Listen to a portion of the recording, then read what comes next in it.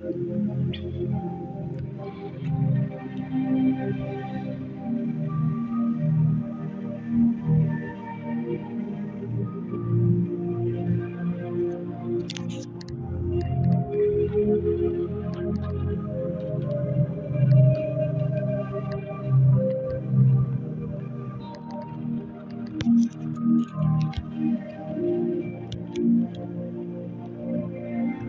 shabarada sikata ramano shabrata kados.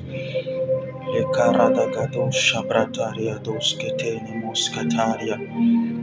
Alado shavarakatuzia barana mados kete. Lokoto malade varantele baradia do shabra.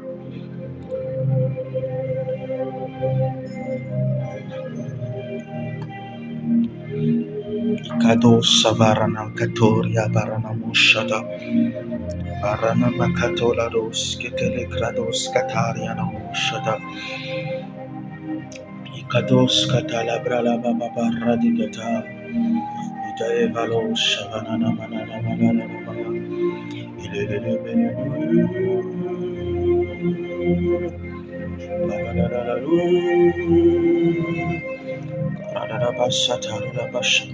Barakatosi Paranamo Shabrahata Lariakata Bale Karanos Kataria Malamanamos Ketelebru Fadaria Takabarada Shabra Balatos Keteleketumaraman Talabra Bala Sokata Dele Shabralia Baraba Karada Sukatala Baraba Shataria Barabra Ile Sukata Melakato Telebeletua Baratos Ketele Barania Ketelebra Barato Popolo Shabrakata Perakos Katalatia Kabalaba Shatalaba Masupena Sokatalabrania Manamo Shalabra Ikova Varados Ketelebra Palados Ketelebra Hado Shalabra Katos Ketelebra Barakos Ketelebra Ashatalaba Barako Pepala Suketelebra Bela Gadosha Katalabaranamos Ketelebra Lekado Semanana Maitelebra Shkatalabra Malako Shabra Katoria Barabra Katari O Maleko Paramasetelebra Kato Maria Kavava Labato Shalabra.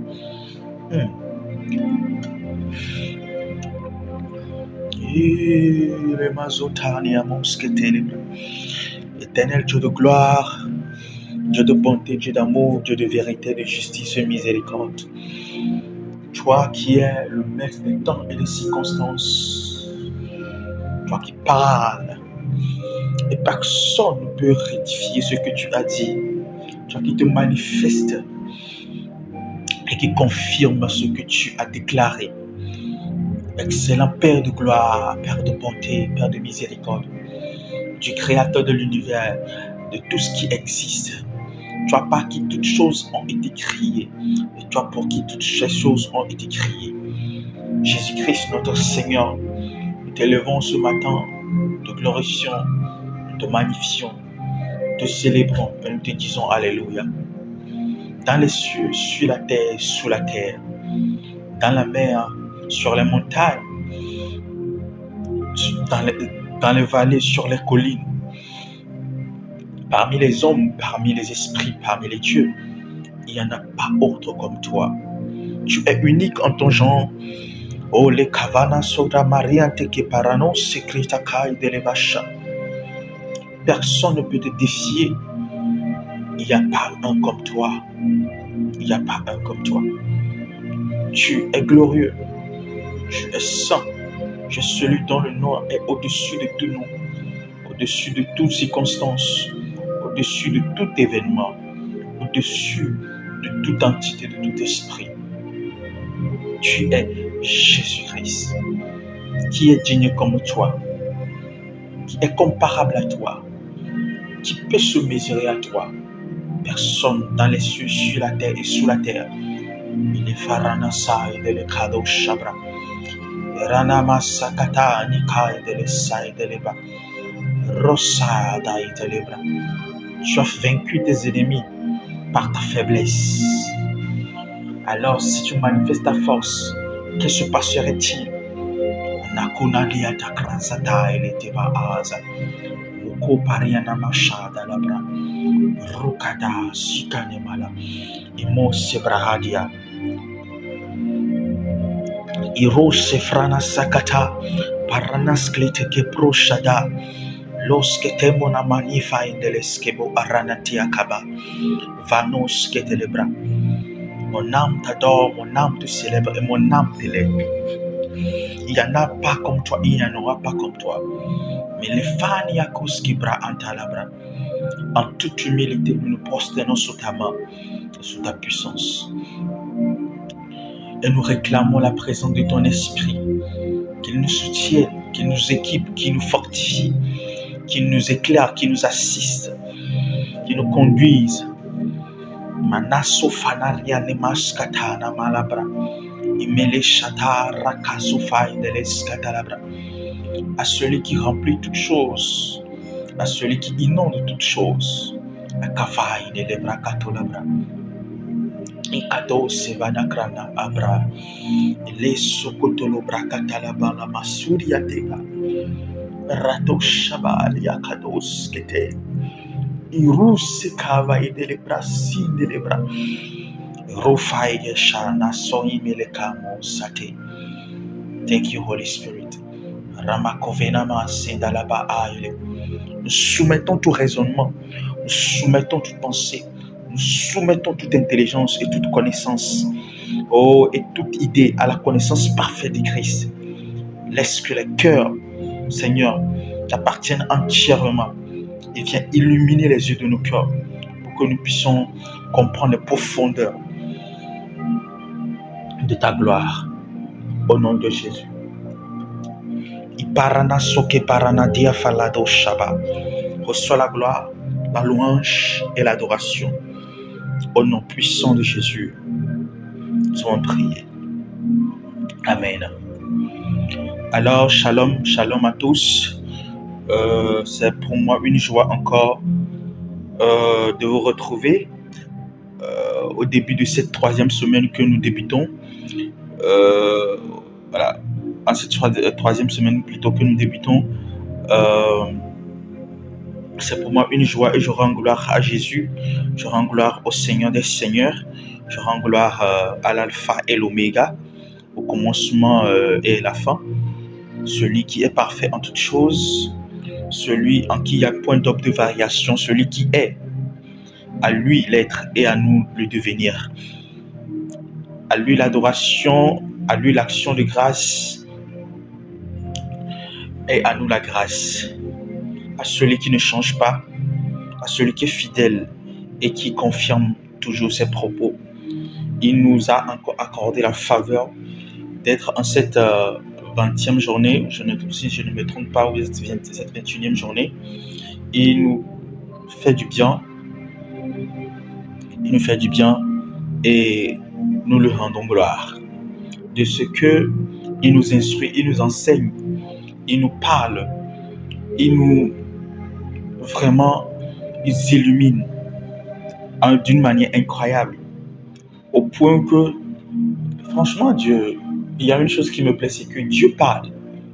Dieu parle tellement.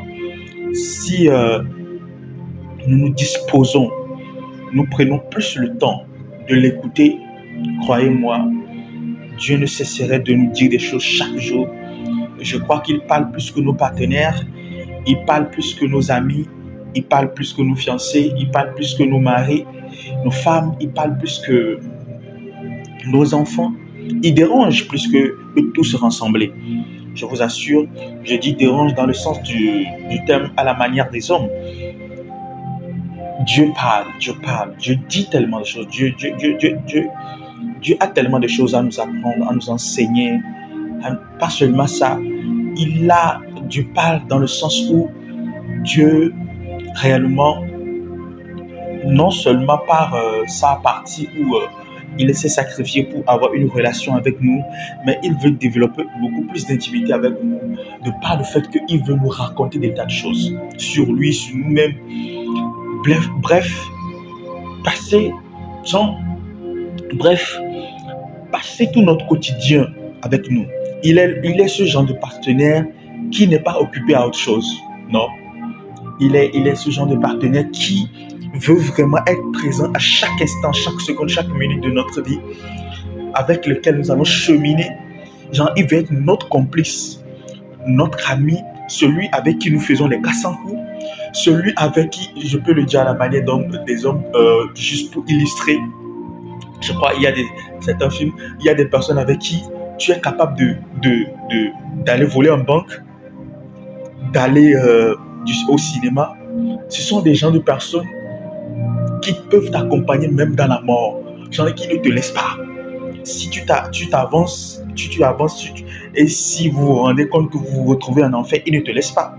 C'est le genre de personne qui est prêt à traverser toutes les situations possibles avec toi, les bonnes comme les mauvaises, qui est présent pour toi quand tu fais des erreurs et qui veut être présent pour toi quand tu aussi poses aussi les bonnes actions, Celui qui ne te juge pas, qui ne te condamne pas, celui qui te conduit et qui t'améliore, celui qui est là quand tu pleures, quand tu ris, quand tu souris, celui qui est là dans les bons et les mauvais moments, sous la pluie, sous le soleil, sous la climatiseur, celui qui veut être là dans la faim, dans l'abondance, dans la richesse, dans le manque.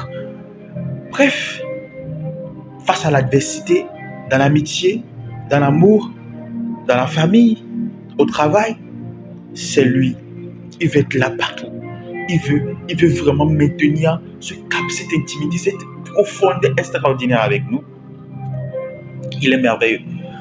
Dieu parle tellement que nous avions dit 40 jours.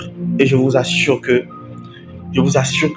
tous les thèmes que l'Esprit m'a donné, toutes les paroles qu'il m'a dit de dire, je vous assure que les 40 jours ne suffiraient même pas. Parce que chaque thème contient en elle des couches et des couches et des couches et des couches et des couches de révélation. Il y a tellement à dire. Il y a tellement à dire. Dieu parle. Dieu parle de manière incroyable. Seulement quand vous lui créez l'atmosphère, vous lui créez la condition, vous lui créez le domaine, ou bien vous lui créez... comment est-ce que je peux encore dire ça? Vous créez les conditions nécessaires, ou bien seulement vous posez le minimum de conditions, je vous assure, il va vous inonder. Il va vous inonder de manière incroyable. De manière incroyable. De manière incroyable. Vous savez, avant de rentrer dans mon message, j'aimerais vous dire ceci, puisque c'est dans le contexte de ce dont j'ai dit. Vous savez que l'une des définitions l'une des caractéristiques ou bien l'un des plus grands caractères de Elohim, quand on dit Elohim, c'est l'émotion, c'est quelqu'un qui a beaucoup d'émotions. Vous savez ça? J'étais en train de faire les recherches et j'ai trouvé ça. Quand on dit Elohim, ça veut dire il y a des gens qui donnent des noms comme ça à leurs enfants. Quand ils donnent ces noms, ils ont remarqué que leurs enfants ont beaucoup d'émotions. Ce sont des gens qui sont extrêmement émotionnels. Et quand on dit Elohim, ça veut dire littéralement quelqu'un qui a beaucoup d'émotions. Ça veut aussi dire quelqu'un qui a beaucoup d'émotions. Et j'aimerais vous dire que Dieu a beaucoup d'émotions. Tellement d'émotions que vous ne pouvez même pas imaginer. Il veut donner, il veut donner, il veut donner. Il veut vivre tout. Il est dans les... C'est quelqu'un avec qui tu ne peux pas ternir. Genre, tu ne peux pas être fade, tu ne peux pas faner. Il a tellement... Il est genre... je peux le dire de cette manière, pardonnez-moi l'expression. C'est juste pour illustrer. Vous savez, je ne sais pas pour ceux qui ont des animaux, surtout les chiens, quand vous rentrez, regardez toutes les émotions, la joie, toute l'expression que les chiens ont autour de vous. Ce chien-là a autour de vous. Vous savez que le chien est loin des... Si je ne m'en abuse, loin des seuls êtres vivants à ne jamais abandonner la personne, son maître. Je peux le dire de cette manière. Le chien. Même si tu vas en enfer, même si tu traverses le feu, il t'accompagnera, il te suivra. À part le chien, il y a le cheval. Ils ont un tel niveau de fidélité, c'est incroyable. C'est comme ça Dieu aussi est. Il est ce genre de personne qui est tellement émotive autour de vous, tellement. Quand vous sortez, regardez comment, pour ceux qui ont des petits frères et des petites sœurs, qui sont, je ne parle pas des petits frères qui sont dans l'adolescence, ils sont rebelles un peu partout, dans tout ce qu'ils font. Non, je parle des petits là qui arrivent dans les 3, 4, 2, 1 an. Ils vous voient venir, que vous les ayez quittés il y a de cela 1 heure de temps ou 3 heures de temps ou 30 minutes à peine. Ils vous voient venir, ils crient, ils veulent être dans vos bras. Ils vous encombrent d'émotions positives. Ils vous donnent de la joie. Je parle de ça. Je parle de ça. C'est ce que Dieu est. Dieu a tellement à donner. Il a tellement à donner. Il a tellement à vous montrer sur vous-même. Il a tellement. Que dis-je? Il a tellement. Seulement, créez-lui la condition. Créez-lui l'espace. Créez l'atmosphère. Rendez-vous disponible et disposé pour lui. Un temps soit peu le minimum que vous l'accordez. Vous savez, Dieu est ce genre de personne qui peut exiger beaucoup de vous, mais quand vous ne lui donnez pas, vous lui donnez le peu que vous avez, il accorde un tel niveau d'importance à ce peu-là que vous lui donnez. Il fait de ce peu-là un peu de qualité extraordinaire. Comme ça, lorsque vous verrez cette qualité, la qualité qu'il accorde à ce peu-là, vous lui donnerez beaucoup plus. Vous savez, c'est quelqu'un de beaucoup d'exigeant, mais quelqu'un qui ne force pas. Ce que vous lui donnez, il le prend, il le rend précieux. Avant de rentrer dans mon message, c'est ce qui m'est venu à cœur de vous dire. Donnez-lui le temps. Dieu a tellement de choses à donner, à montrer, à révéler. Que ce soit dans l'entrepreneuriat, que ce soit dans le travail, que ce soit dans le ministère, que ce soit dans votre vie personnelle, dans vos relations, dans les opportunités, les voyages, tous les domaines possibles, vos études, les découvertes, les inventions. Dieu a tellement à montrer, Dieu a tellement à donner. Dieu a tellement de choses à vous montrer, à vous révéler. Quelle est cette vase que tu apportes? Tu as un vase de soif. Quel est ce vase que tu apportes? Est-ce que tu as un vase de soif? Un vase de temps, de 1 heure de temps? Tu as un vase de lecture de la parole? Un vase de méditation? Un vase même de dire, de soif de créer, d'innovation? Le vase que tu lui apportes, il va se déverser dedans pour toi. C'est de manière extraordinaire. Il va le faire.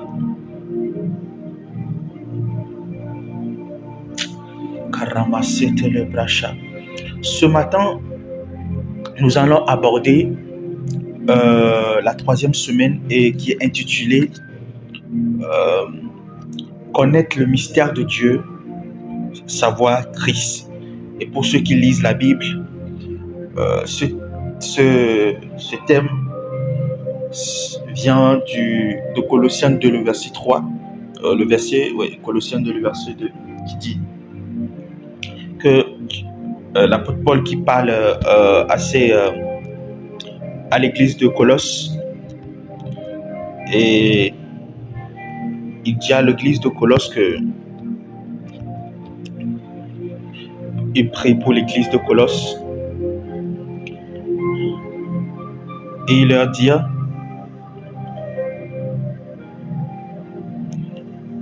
afin que vous ayez le cœur rempli de consolation, que vous soyez unis dans la charité, et il est enrichi d'une pleine intelligence.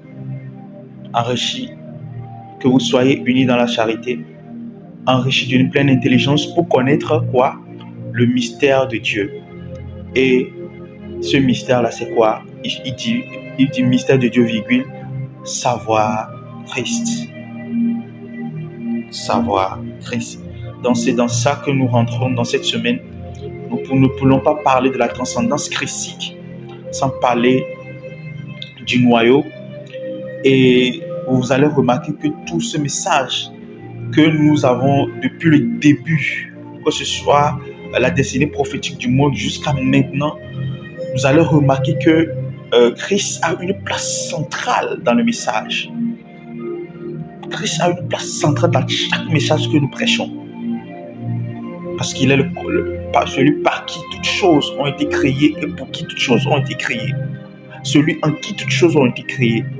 Et quand nous parlons de la transcendance christique, nous parlons de toute évolution, de toute manifestation, de tout processus de croissance spirituelle qui dans l'humain, dans le chrétien, conditionné totalement par Christ, en Christ et pour Christ.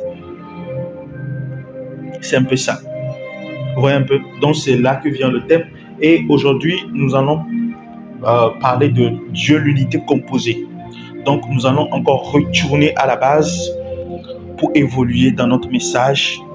Il faut noter que la Bible dit dans Jean 4, le verset 23, dit que le temps est arrivé où ceux qui adorent Dieu, ou bien adorant le Seigneur, adorant en esprit et en vérité. Et quand on parle d'adorer en esprit, ça veut dire l'esprit donne la révélation du trône, l'esprit nous donne la révélation et la vérité nous donne quoi? La connaissance. C'est comme ça vous allez entendre, vous allez voir, la Bible dit que ceux qui connaîtront la vérité les fera quoi? Les affranchira. Vous voyez un peu? Donc la vérité a trait à la connaissance et l'esprit a trait à la révélation. Donc la Bible dit que le temps vient où quand on parle d'adoration, on parle d'aller vers le trône. Le temps vient où nous irons vers le trône. Et quand nous irons vers le trône, nous irons par révélation. Donc la révélation nous amène vers le trône et par la vérité, donc par la connaissance. Quand on dit vérité, c'est la connaissance de Christ. Et c'est comme ça, vous allez voir, la Bible dit que Jésus-Christ est le chemin, la vérité et la vie. Donc quand on parle de vérité, on parle de Christ. Donc le temps vient où nous irons vers le trône par la révélation et par la connaissance de Christ. Donc nous connaîtrons Christ. Nous connaîtrons Christ. La Bible, c'est comme ça, vous allez voir aussi, la Bible dit que à ceux qui l'ont, à ceux qu'il a connus, il leur a donné le pouvoir de le connaître. À ceux que Dieu a connus dans l'éternité, il a aussi donné le pouvoir de le connaître. Dieu nous a connus, il est temps qu'on le connaisse aussi. Donc, nous allons vraiment évoluer dans la vérité et dans l'esprit, c'est-à-dire dans la révélation et dans la connaissance. Amen.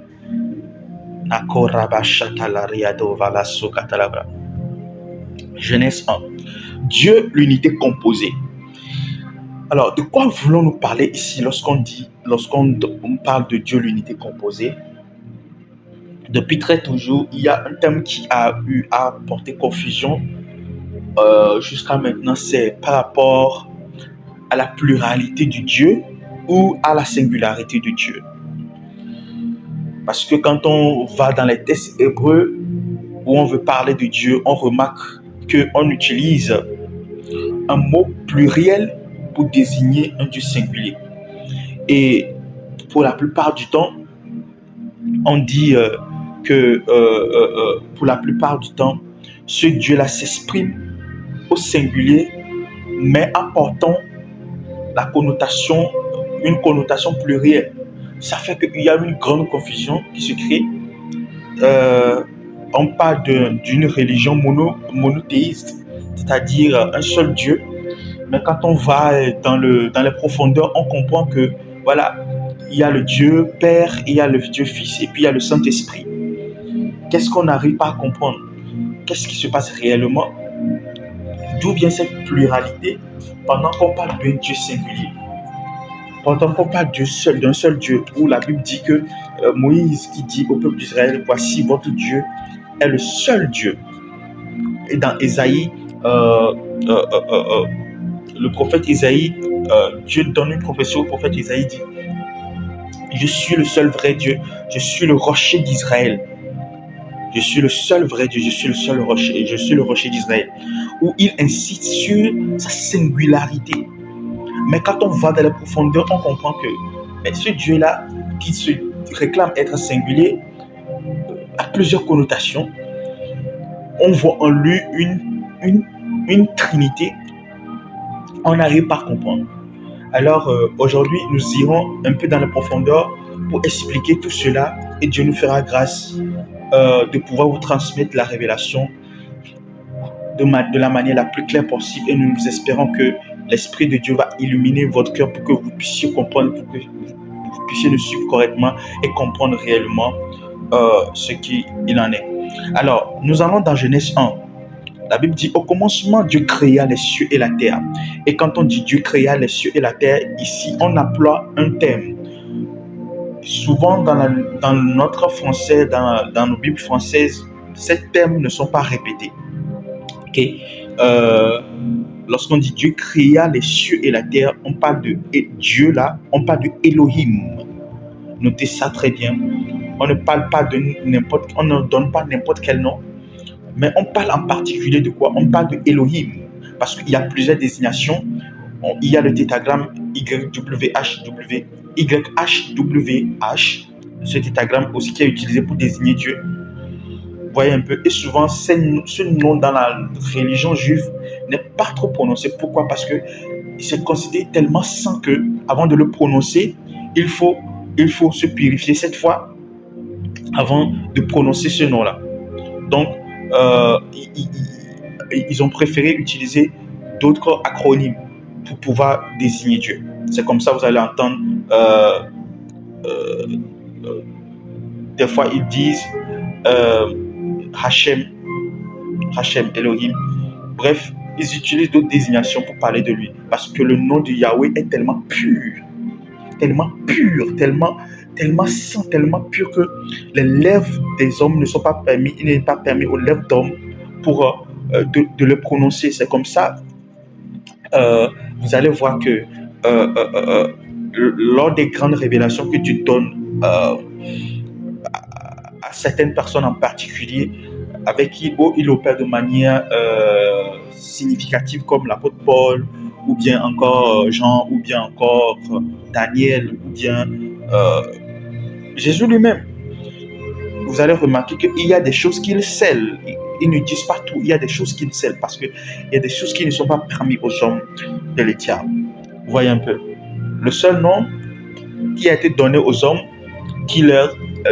le seul nom qui a été donné aux hommes de prononcer, le seul nom qui appartient aux hommes, le seul nom qui a été donné aux hommes, ou bien le seul nom sur lequel les hommes ont reçu l'autorisation de le prononcer, de le déclarer en tout temps, en toute circonstance, à tout moment, à toute saison, c'est le nom de Jésus.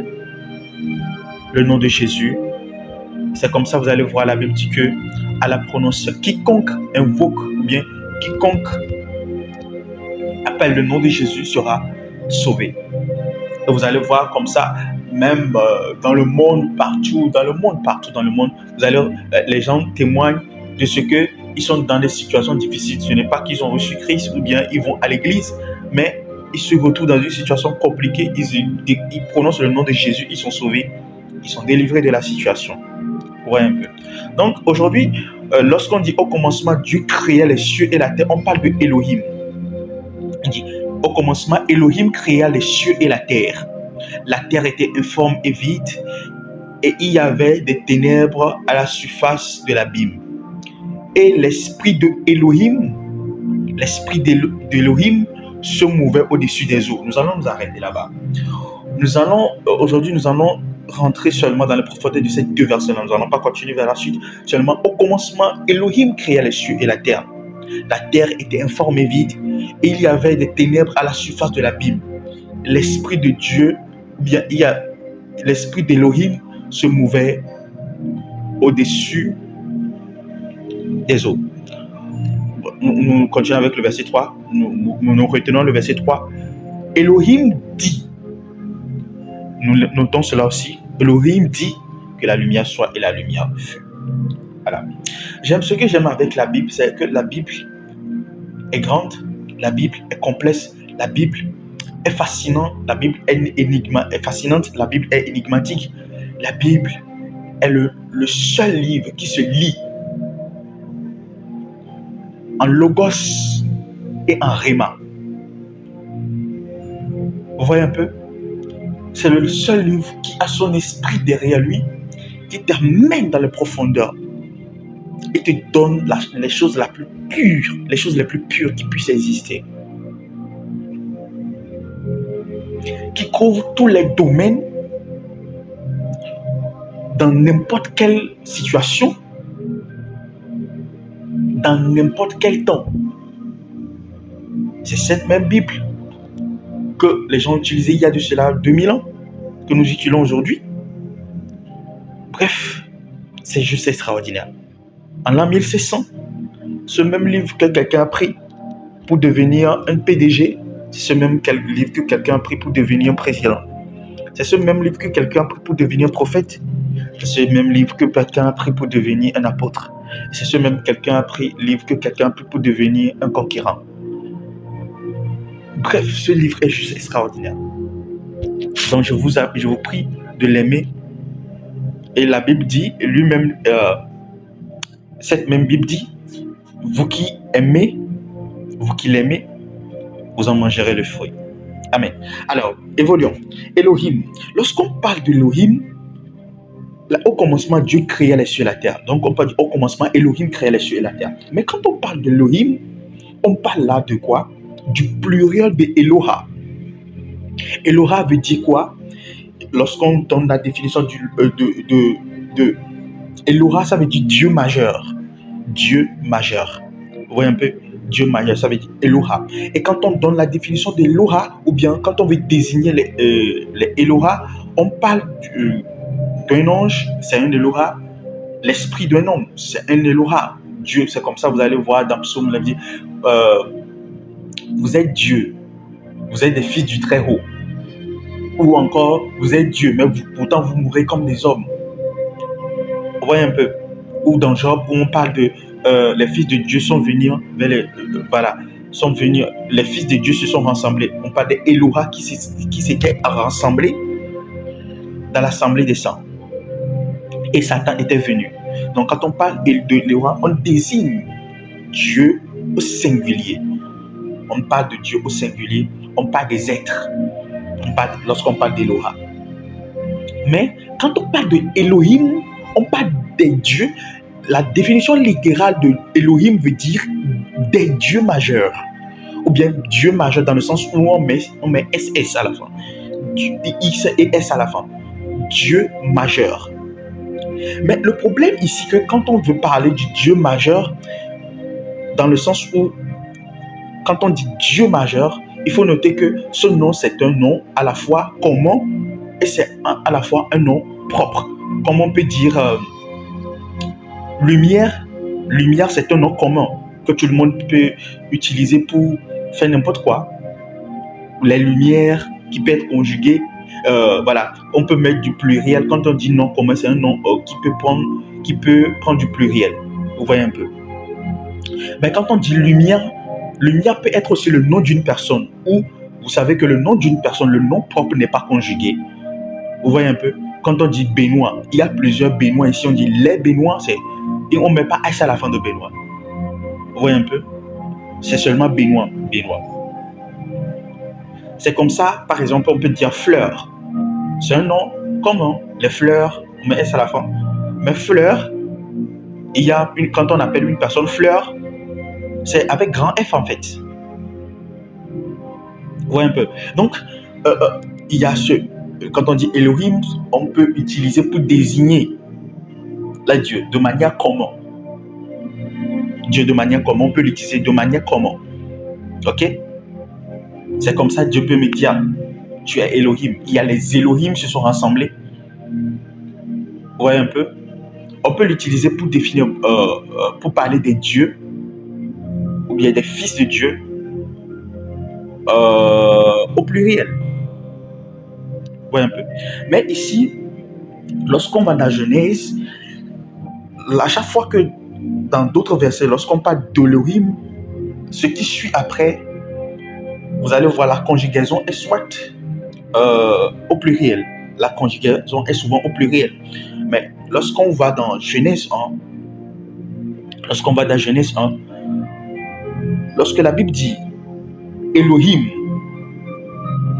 au commencement, Elohim créa, on n'a pas dit Elohim créèrent. Ça veut dire que ici, Elohim dont on parle est un nom propre pour désigner, mais ici, quelqu'un de singulier. C'est pourquoi on a dit créa. On n'a pas conjugué ça au pluriel. On parle de créa. Alors, comment est-ce que on peut utiliser un nom pluriel pour désigner une personne singulière? Et c'est lui qui opère ici. C'est ici que vient les débats, les explications, etc. et tout. Vous voyez un peu? Donc, si je veux reprendre dans la définition littérale, bien dans la définition que je viens de donner, au commencement, des dieux majeurs, normalement ça devait être quoi? Des dieux majeurs créèrent le ciel et la terre, bien les cieux et la terre. Mais dans la Bible, on nous mentionne que au commencement, les dieux majeurs créa les cieux et la terre. La terre était informée vide et il y avait des ténèbres à la surface de l'abîme. Et l'esprit des dieux majeurs se mouvait au-dessus des eaux. Les dieux majeurs disent, normalement ça devait être les dieux majeurs disent, mais si c'est les dieux majeurs disent que la lumière soit et la lumière fut. Alors, pour pouvoir comprendre ce passage, ce qui est en train de se passer dans Genèse 1 ici, il faut noter une chose. L'explication que je vais donner, c'est une explication binaire. Il y a une partie qui concerne le monde, la création, et une partie qui concerne les enfants de Dieu. Et l'un est l'ombre et l'autre est l'image. Vous voyez un peu?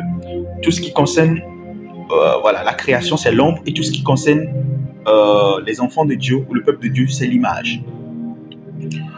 Lorsque vous prenez l'Ancien Testament, bien l'Ancienne Alliance, Dieu a opéré dans l'ombre. C'est comme ça, vous allez voir, la Bible parle de Dieu et qu'il y a un peuple. Mais dans le Nouveau Testament, Dieu parle de quoi? Le Nouveau Testament parle de quoi?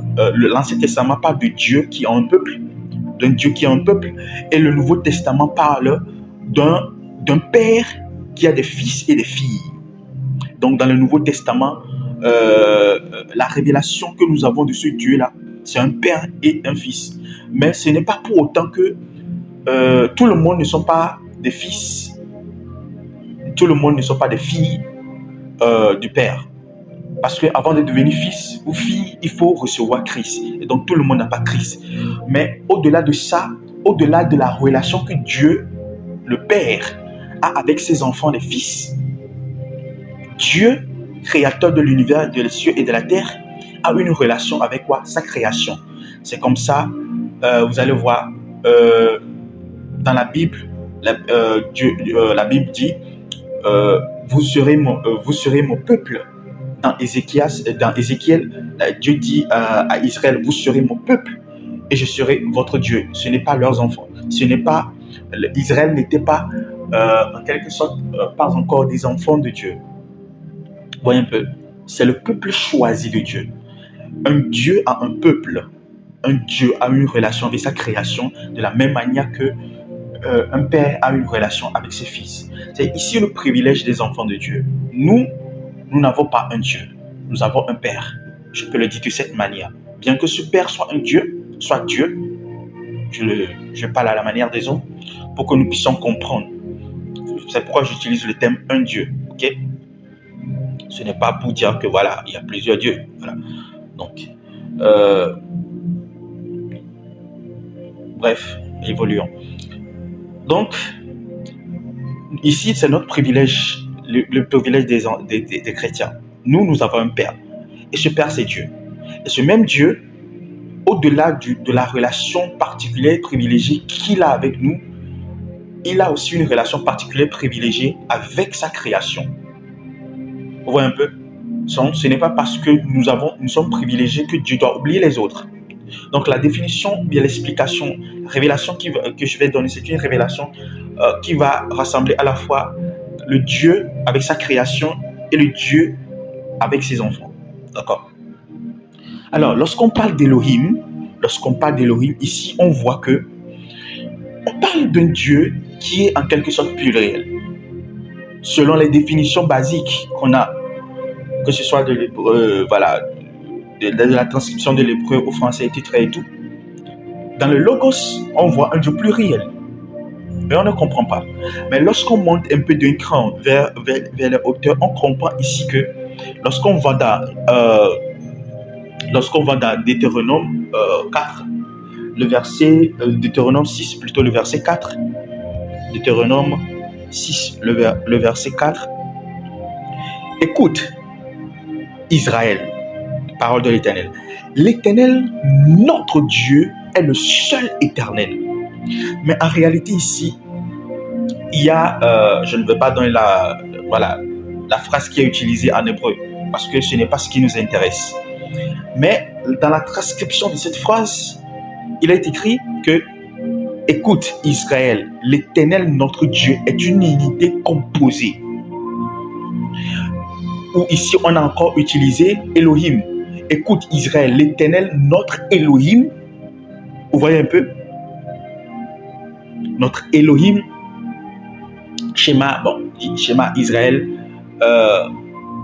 Bref, je m'arrête là-bas. Vaut mieux ne pas continuer. Je ne veux pas trop rentrer dans les trucs pour compliquer. Voilà. J'aimerais que nous puissions tous ensemble aller et comprendre les choses de manière basique. Ok? Notre Dieu est une unité composée. Écoute Israël, l'Éternel. Notre Elohim est une unité composée. Normalement, si je devais parler de ça, quand je devais donner les définitions et tout, écoute Israël, l'Éternel, il y a un mot qui est utilisé là-bas. Notre Dieu, c'est Elohim, et puis est le seul éternel, c'est aussi, voilà, unité composée. Il y a un autre mot qui est utilisé là-bas, mais lorsqu'on va évoluer, on va comprendre tout ça. Okay. Donc, et ça, c'est la première explication. Notre Dieu est une unité composée. Ça, c'est l'ombre des choses. Maintenant, ça, c'est Moïse qui a donné cette parole. Moïse qui a dit cela. Lorsque nous allons dans Apocalypse, allons dans Apocalypse 4, Apocalypse 4, le verset 3 à 2. Nous allons voir quelque chose là-bas. Apocalypse 4, le verset 3 à 2. Le verset 3 à 2. Le verset 2 à 3. Le verset 2 à 3. Je lis au nom de Jésus. Aussitôt je fus ravi en esprit, et voici, il y avait un trône dans le ciel, et sur ce trône, quelqu'un était assis. 3. Celui qui était assis avait l'aspect, regardez, d'une pierre de jaspe, 1, et de sardoine, 2. Et le trône était environné d'un arc-en-ciel semblable à de l'émeraude. Amen. Celui qui était assis avait l'aspect d'une pierre de jaspe, et de sa douane, et le trône était environné d'un arc-en-ciel semblable à de l'émeraude. Moïse a vu l'ombre. Amen. Mais Jean a vu l'image. Et quand on dit que Jean a vu l'image, quand vous lisez Apocalypse à partir du verset 1, celui qui a vu Christ dans sa gloire, comme jamais personne ne l'a vu, avec beaucoup de détails, même pas comme l'apôtre Paul, même pas comme l'apôtre Pierre. Ce même Jésus-là qui a marché parmi les hommes, qui a opéré, qui a fait des signes et des prodiges, en étant sous l'ancienne alliance, nous voyons maintenant ce Jésus-Christ que Jean revoit dans la nouvelle alliance, après l'effusion du Saint-Esprit. Les gens ne comprennent pas souvent ce qu'est l'ancienne alliance et la nouvelle alliance. L'ancienne alliance est tout ce qui contient l'Ancien Testament jusqu'à la mort de Jésus-Christ, jusqu'à l'effusion du Saint-Esprit. Ça, c'est l'ancienne alliance. Ok? La nouvelle alliance commence avec l'effusion du Saint-Esprit. Ok? Parce que Jésus-Christ a opéré sous l'ancienne alliance. Il a opéré sous la loi. L'ancienne alliance, l'ancienne alliance commence avec Moïse plutôt. Il donne la loi et là commence l'alliance. Parce qu'avant Moïse, il y avait la grâce. Donc, l'Ancien Testament contient, je le dis, l'Ancien Testament contient l'ancienne alliance et contient une partie de la grâce qu'il y avait eu avec Abraham. L'ancienne alliance commence avec Moïse jusqu'à Jésus. Ok? Jusqu'à Jésus. Ça, c'est l'ancienne alliance. Maintenant, le Nouveau Testament commence avec les Pierre, Jean, Jacques et Luc. Et je dis Matthieu, Jean, Jacques, Luc. Matthieu, Jean, Luc, Marc. Matthieu, Jean, Luc, Marc, jusqu'à... Ça, c'est le Nouveau Testament. Vous voyez un peu? Mais la nouvelle alliance commence avec l'effusion du Saint-Esprit. Donc, vous allez remarquer que même Jésus-Christ qui a marché dans la chair, personne ne l'avait autant vu dans sa gloire comme Jean. Donc, Jean est celui-là qui, en fait, révèle la constitution de Jésus-Christ dans Apocalypse 1. Bien qu'on parle de l'ange de Jésus-Christ, cette description est typiquement comme la description de Jésus-Christ.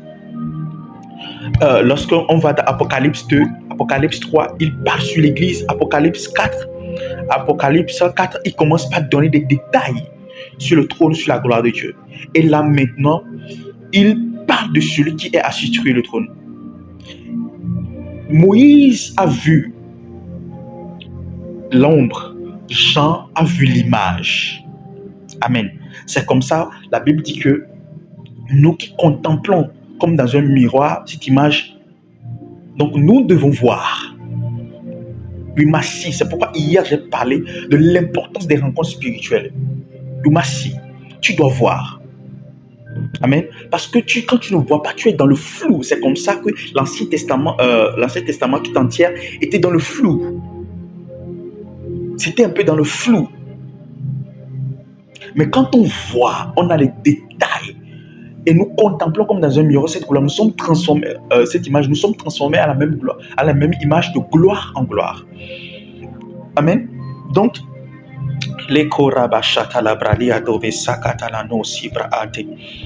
Les kozibrana male sobra ante leliabasha. Donc, l'apôtre Jean a vu la constitution. Et là, voici ici la constitution.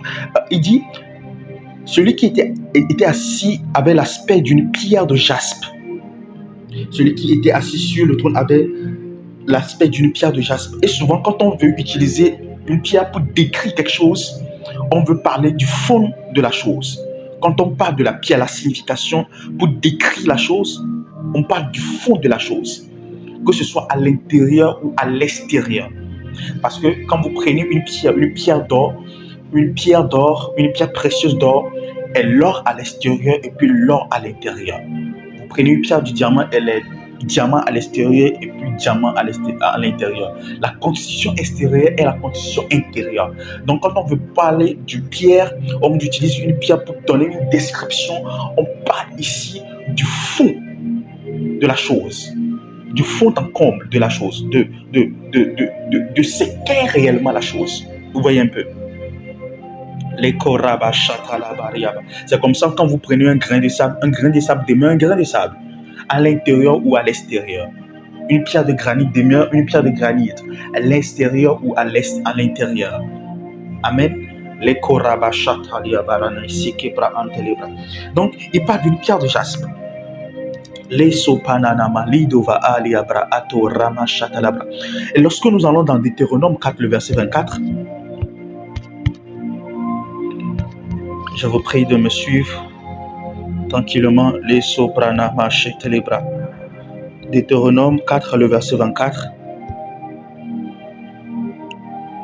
Les karama sotala bariamana moshatalabra. Deutéronome 4, le verset 24. Car l'Éternel, ton Dieu, est un feu dévorant, un Dieu jaloux.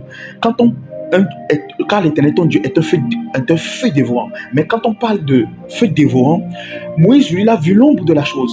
Mais Jean a vu l'image. Et quand on dit feu dévorant, la construction, une pierre de jaspe est une pierre étincelante. C'est une pierre solaire, c'est une pierre de l'énergie souvent qui a l'éclat du feu. Vous voyez un peu, qui a l'éclat du feu. Et quand on parle du jaspe, ça a trait au quoi? Ça a trait au ton. La signification spirituelle du jaspe, c'est le ton. Ça a trait au ton.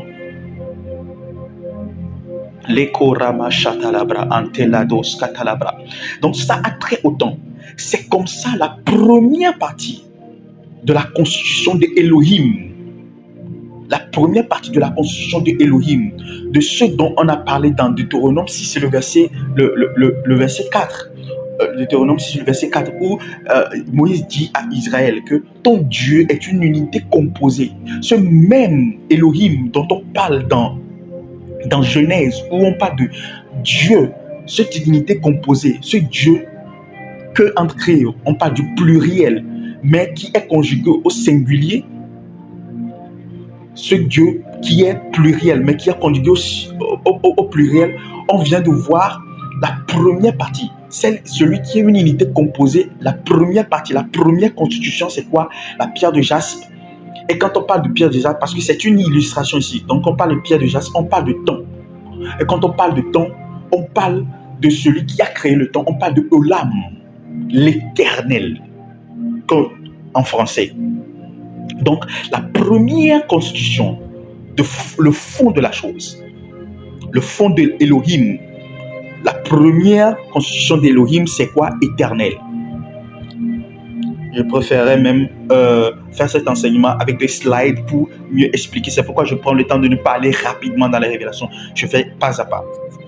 Donc, c'est éternel. Olam. Quand on dit éternel, ça veut dire longue durée, toujours à perpétuité infinie. Donc, c'est lui qui a créé le temps. C'est comme ça, vous allez voir, la Bible dit, au commencement, Dieu, c'est lui qui a inauguré. Parce que si celui qui a commencé existe, alors il existe dans quoi? Lui, il existe dans l'éternité. Donc, Dieu créa le temps. Dieu a inauguré le temps. Et quand on parle du temps, on parle du comptage des chiffres. C'est comme ça, vous allez voir, on compte jusqu'à l'infini. 1, 2, 3, jusqu'à l'infini. Et quand on parle de la vie n'est que le comptage du temps. L'heure qui passe, ce n'est que le comptage du temps. N'est que le comptage des chiffres. Vous voyez un peu. 1 heure, 2 heures, 3 heures, ensuite un autre jour vient, 1 heure, 2 heures, 3 heures, 24 heures, un autre jour vient, etc., jusqu'à l'infini. C'est lui qui a créé le temps, c'est lui qui a engendré le temps. Et avec le temps, le chiffre. Amen. Amen. Et avec le temps, les chiffres. Ce que j'explique ici, c'est le rapport, le Dieu créateur, le Dieu inaugurateur, le Dieu avec sa création. Amen. Donc, il y a le temps. La première matière, la première constitution est révélée, le temps. Ensuite, on évolue où maintenant on nous montre une chose. On nous montre une chose. On évolue, on nous montre une chose. Et la deuxième constitution que je relis rapidement. Apocalypse 3, Apocalypse 4 plutôt, le verset 3. Celui qui était assis avait l'aspect d'une pierre de jaspe et de sardoine. Maintenant, lorsqu'on parle de sardoine, il faut, pour comprendre l'importance ou bien le rôle de sardoine, quel est le rôle de sardoine. Lorsqu'on prend pour comprendre ça, il faut comprendre la pierre, il faut prendre, comment dire ça, l'habit du souverain sacrificateur. L'habit du souverain sacrificateur est un habit qui est constitué du pectoral. Il a tous les ustensiles et la partie la plus importante, c'est quoi? C'est le pectoral. Nous aurons le temps de parler des corps célestes et des corps terrestres. Nous aurons le temps de parler des pierres dedans. Donc, il y a sur son pectoral les 12 pierres, les 12 pierres précieuses qui représentent à la fois les 12 tribus qui ont beaucoup d'autres significations dont je ne vais pas parler maintenant. Mais lorsqu'on prend les 12 pierres, lorsqu'on va dans Exode 28, le verset 15, nous n'allons pas le lire. La première pierre qui constitue la lignée de toutes les pierres qui se trouvent sur le pectoral du souverain sacrificateur, c'est la pierre de sardoine. Et lorsque Dieu a donné l'ordre à Moïse dans Exode 15, le verset 17, Parana Shebra Anta, peut le lire, Exode 15, le verset 17, 15, le verset 17, parce que j'essaie d'aller rapidement parce que le temps a déjà beaucoup coulé. Exode 15, 17.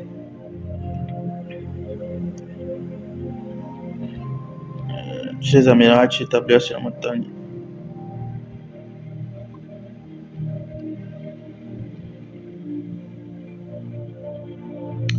Barada Shebra la Brashata la Bariama.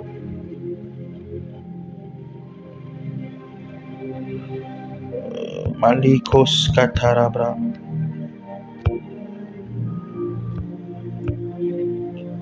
Melesko Talambra Namashalabra. Voilà.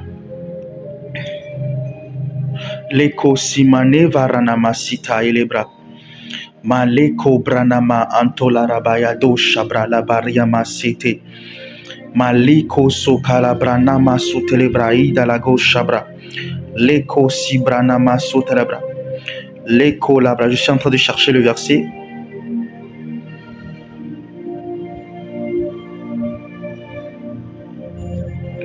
Donc le verset, nous allons prendre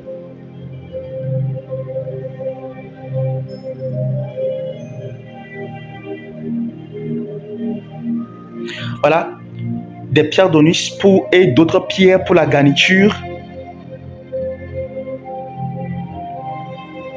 D'autres pierres pour la garniture. Saint-Esprit. Je ne voulais pas lire, mais je voulais vous donner la référence comme ça. Après, vous pouvez aller chercher. Lorsque vous allez même dans Hébreu, lorsque vous allez dans Hébreu,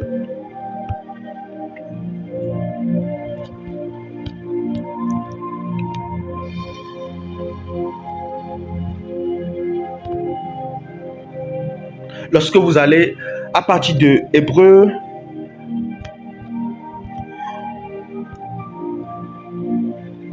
Hébreu 6, Hébreu 7 plutôt, à partir de Hébreu 7, on donne la description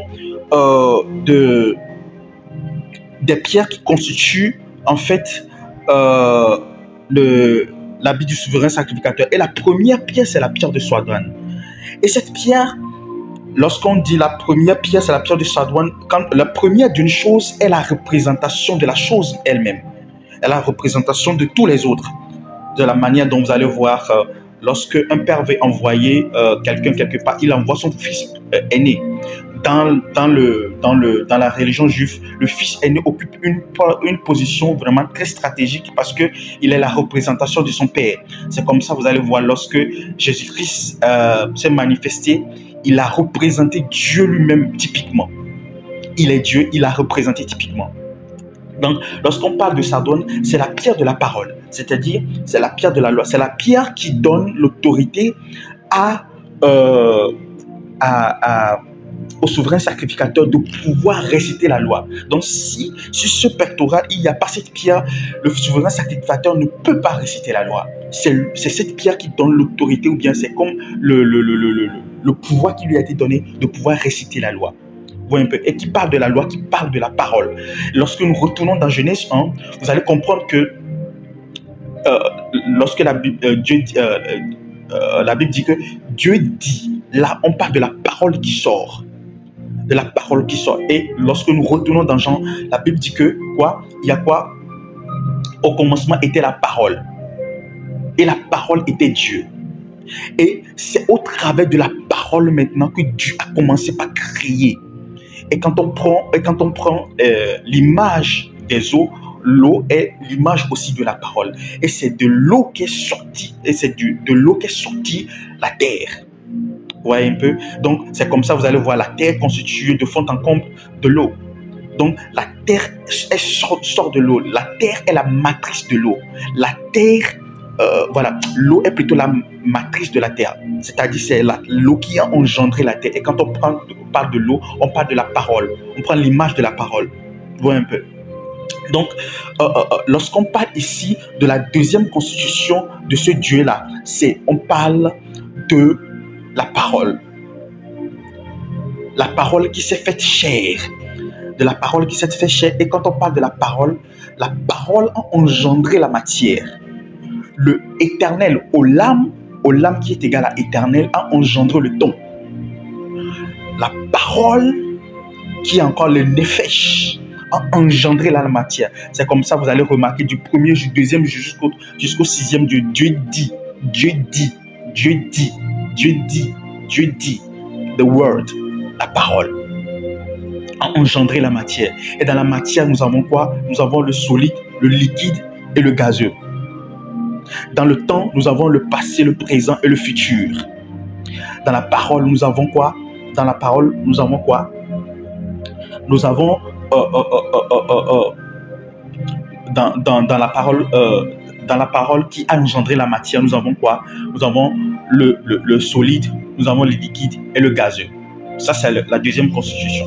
Maintenant, la troisième constitution, c'est lorsque nous allons dans Genèse 1 toujours, nous remarquons que Dieu dit que et l'Esprit de Dieu, Genèse 1, et l'Esprit de Dieu se mouvait au-dessus des eaux. Lorsque nous allons dans Apocalypse 4, nous remarquons que la Bible dit que il y a la pierre, la personne qui était assise sur le trône avait quoi? Avait la constitution d'une pierre de jaspe qui est Olam, nous avons parlé tout de suite, qui veut créateur du temps, le passé, le présent, le futur. La signification est éternelle. Ensuite, la sardoine, avec la sardoine qui est l'image de la parole. Et la parole a engendré la matière. C'est comme ça Dieu dit que la terre soit telle, que le ciel soit terre. Dieu dit que formons l'homme à notre image, etc. Et nous avons la deuxième constitution qui est la parole qui a engendré la matière, le solide, le liquide et le gazeux. Et maintenant, nous avons l'arc-en-ciel qui environnait le trône et qui avait l'image, l'image d'une émeraude. Et il y a une définition qu'on donne de l'environnement. C'est quoi? L'environnement, c'est tout ce qu'il y a autour de nous, y compris nous-mêmes. C'est ça la définition de l'environnement. Vous voyez un peu. Donc, quand on parle d'environnement, lorsque vous allez, l'image de l'arc-en-ciel, lorsque vous allez dans Genèse 9, où après la chute, après le déluge, Dieu a mis l'image de l'arc-en-ciel dans les cieux pour dire en fait que les eaux ne vont plus détruire la terre. Et c'est un signe, c'est un témoignage de l'alliance entre entre Dieu et les hommes. C'est comme ça, vous allez voir aussi, lorsque l'Esprit est venu, l'Esprit est descendu dans Actes des Apôtres, dans Acte 1, l'Esprit a fait quoi? Il a fait des disciples des témoins. Vous voyez un peu. Et c'est comme ça, lorsque vous allez dans Genèse 1, vous allez remarquer que sur les eaux, il y a quoi? Il y a l'Esprit. Lorsqu'on parle d'Esprit, on parle de celui qui a engendré l'espace, celui qui est maître de l'espace. La parole est maître de la matière, l'Esprit est maître de l'espace et l'âme bien éternelle est maître du temps. L'Esprit, c'est le souffle du roi qu'on appelle du roi Akodesh, le souffle sacré du Dieu vivant. C'est lui qui est maître de l'espace. C'est comme ça, vous allez, lorsqu'on lit dans 1 Corinthiens, j'aime beaucoup ce verset. Ce verset m'a beaucoup challengé. Ça m'a beaucoup challengé. C'est Dieu. Mais comme il est écrit, ce sont des choses que l'œil n'a point vues, que l'oreille n'a point vu, que l'oreille n'a point entendu, qui ne s'est point monté au cœur de l'homme, des choses que Dieu a préparées pour ceux qui l'aiment. Dieu nous les a révélées par l'Esprit, car l'Esprit sonde tout, même les profondeurs de Dieu. 1 Corinthiens 2, le verset 9 à 10. L'Esprit sonde tout, même les profondeurs de Dieu. Donc l'Esprit occupe l'espace. L'espace infinitésimal et l'espace microscopique ou l'espace macroscopique. C'est comme ça, vous allez voir, avec l'espace, il y a le X, le Y et le Z. Amen. Pourquoi est-ce que je donne cette définition comme ça? Pourquoi est-ce que je parle de Dieu qui a un contact avec la création? Regardez, tout ce qui peut se faire aujourd'hui se fait depuis la nuit des temps. Tout ce qui se fait 1 dans le temps, 2 dans la matière, 3 dans l'espace. Rien ne se fait sans ces 3 choses-là. Rien ne se fait sans ces 3 choses-là. Et vous allez remarquer, il y a un adage que les hommes disent souvent que quoi? Le second nom de Dieu, c'est quoi? C'est le temps. Il y a toujours... C'est comme... Vous allez remarquer que Dieu dont nous parlons ici, avant qu'il ne se révèle aux enfants, qu'il ne se révèle en tant que fils, avant qu'il ne se révèle en tant que fils, demeure le Dieu qui a créé le temps. Toute personne est soumise à la puissance et à la notion du temps. 2. Toute personne est soumise à la notion et à la puissance de la parole. Pour opérer sur terre, même si tu n'as pas Dieu, si tu n'as pas Christ, Jésus, tu dois opérer dans le temps. Tu dois respecter le temps. 2. Tu dois honorer la parole. C'est ta parole qui fait de toi ce que tu deviens. Ce que tu dis, c'est comme ça, vous allez voir, avec la pensée positive. La pensée positive n'a pas besoin d'avoir foi en Jésus-Christ. Avec la pensée positive, ce que tu déclares de bien sur toi, c'est ce qui t'arrive. Parce que Dieu est d'abord le Dieu de la création. Le Dieu qui a une relation avec la création tout entière. Et tout se fait dans l'espace. Dans un espace donné. Alléluia. C'est comme ça, la Bible dit que Dieu est omniscient, omnipotent et omniscient et omnipotent. Dieu est partout. Dieu connaît toutes choses. Dieu est tout suffisant. Vous voyez un peu. Ça, c'est la constitution, le fond de ce qui est réellement Dieu. Je parle de ce Dieu-là qui est au-delà de sa création. C'est ce qu'il est.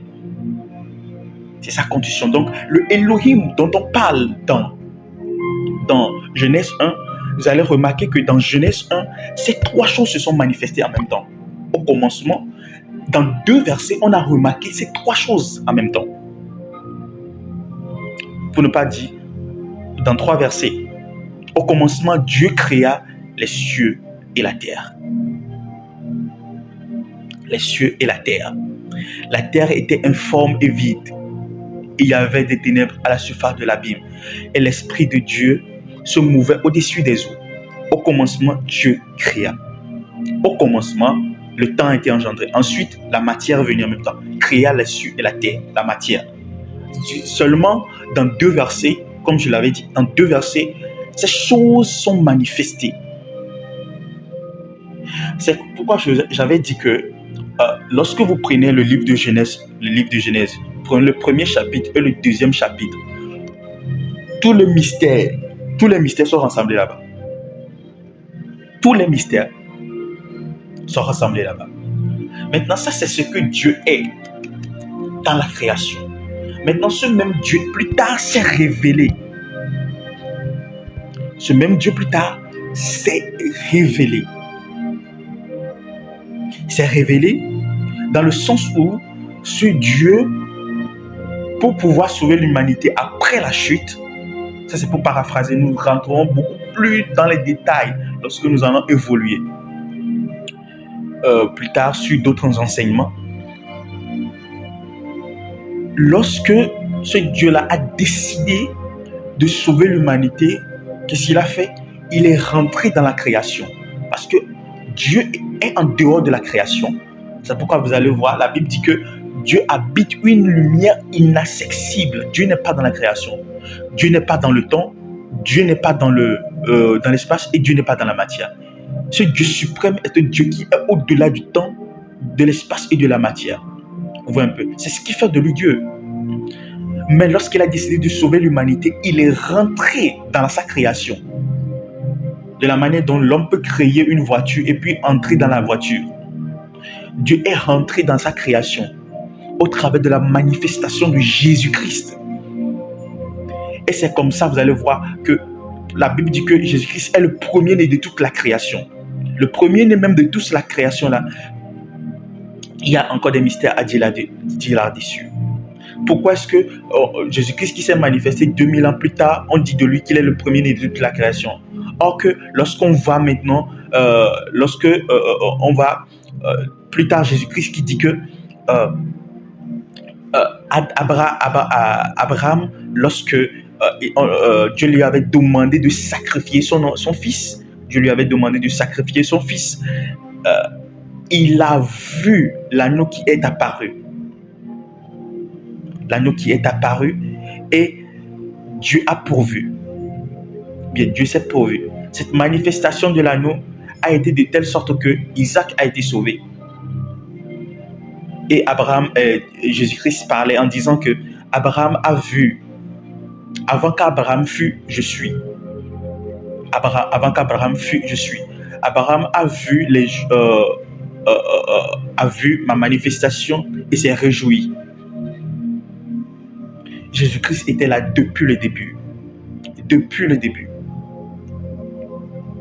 Depuis. Il est le premier de toute la création. Même le plan salvatrice. J'aimerais vous dire une chose. Lorsque quelqu'un fait un plan, et puis il étudie toutes les possibilités, et dit, si ce plan ne marche pas, voici le plan que nous allons aborder. Le plan que nous allons aborder dont il parle là, ce n'est pas un plan qui est fait lorsque tout se gâte. Non, c'est un plan qui est fait au préalable, comme prévision. C'est dans cette prévision-là que Christ s'est manifesté et est entré dans la création. Et comme ça, vous allez voir que même nous prenons les similitudes, que la lumière soit, c'était Christ. Le rocher qui accompagnait les Israélites, c'était Christ. De quelle sortait l'eau, c'était Christ. Même le bâton d'Aaron, c'était Christ.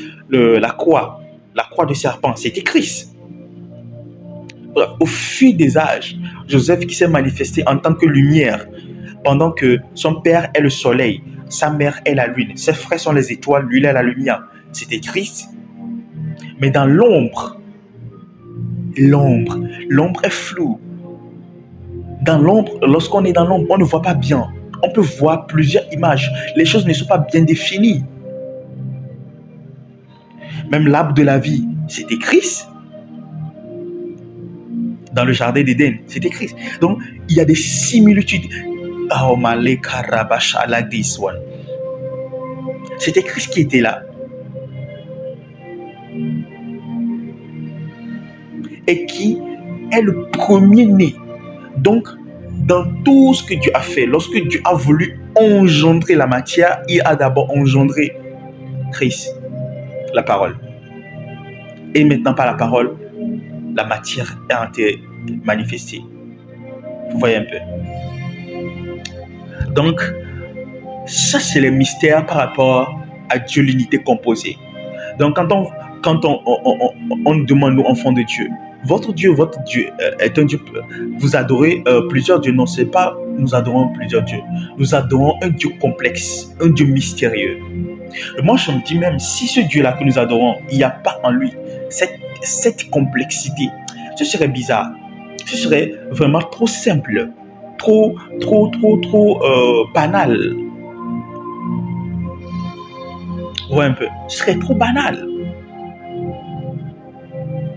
Et j'aime ce que Dieu a fait. Et c'est extraordinaire. Cette semaine, nous allons beaucoup parler de Christ. Dieu nous permettra d'aller dans les hauteurs, dans les profondeurs pour pouvoir connaître réellement Christ, qui est le mystère de Dieu. La Bible dit que c'est Christ qui est le mystère de Dieu. C'est Christ qui est le mystère de Dieu. Maliso pranaziva ariata. Et nous aurons le temps de parler du Saint-Esprit. Franchement, Dieu nous fera du bien. Que Dieu vous bénisse énormément. Shalom. Passez une excellente journée. Amen.